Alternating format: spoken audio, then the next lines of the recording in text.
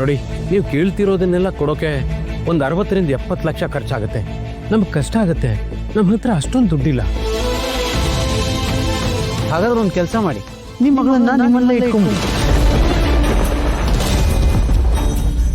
ಅಪ್ಪ ಏನ್ ಮಾತಾಡ್ತಿದ್ಯಾ? ಮತ್ತಿನ್ನೇನು, ಏನ್ ಕೇಳಿದ್ರು ಆಗಲ್ಲ ಅಂತ ಇದ್ದಾರೆ. ಮದ್ವೆ ಯಾಕೆ ಮಾಡ್ಬೇಕು? ಆಗಲ್ಲ ಅಂತ ಹೇಳ್ತಿಲ್ಲ, ಸ್ವಲ್ಪ ಕಮ್ಮಿ ಮಾಡ್ಕೊಳ್ಳಿ ಅಂತ ಕೇಳ್ತಿದ್ದೀನಿ. ಏನ್ರಿ ಇದು?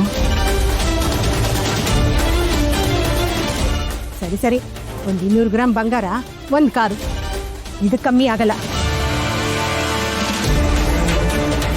ಒಂದು 100 ಗ್ರಾಮ್ ಬಂಗಾರ, ಒಂದು 10 ಲಕ್ಷ ರೂಪಾಯಿ ಬೆಲೆ ಬಾಳೋ ಕಾರ್ ಕೊಟ್ರೆ ಆಗುತ್ತಾ?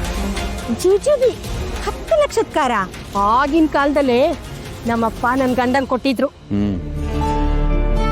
ನಿಮ್ಮ ಕೈ ಮುಗಿತೀನಿ, ಇಷ್ಟಕ್ಕೆ ಒಪ್ಕೊಳ್ಳಿ, ನನ್ನ ಕಷ್ಟನ ಅರ್ಥ ಮಾಡ್ಕೊಳ್ಳಿ.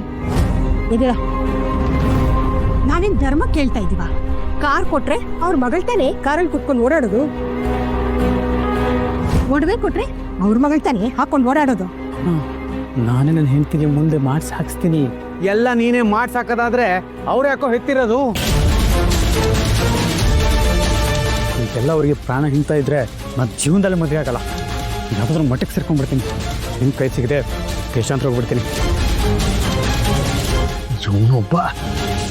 ಸರಿ, ಅದೇನು ಒಪ್ಕೊಂಡಿದ್ರೋ ಅದನ್ನೇ ಕೊಡಿ.